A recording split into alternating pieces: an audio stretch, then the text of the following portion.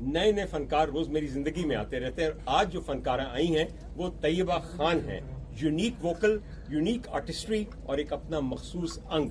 लेकिन मैंने ये सोचा कि बड़ों की कोई चीज इससे गवाऊं, एक तो आपके लिए मानूस होगी और फिर बड़ों की चीज गा के इंसान अपने लिए बरकत का सामान पैदा करता है। तो तैयबा किसका और क्या सुना रही है?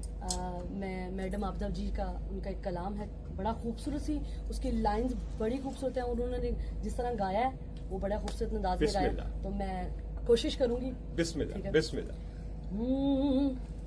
जब से तूने मुझे दीवाना बना रखा है, जब से तूने मुझे दीवाना बना रखा है, संग हर शख्स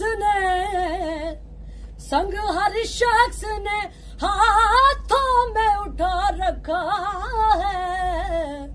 जब से तूने मुझे दीवाना बना रखा है, संग हर शख्स ने हाथों में उठा रखा है। जब से तूने मुझे दीवाना बना रखा है। वाह वाह वाह, बेइंतहा उम्दा, बहुत उम्दा।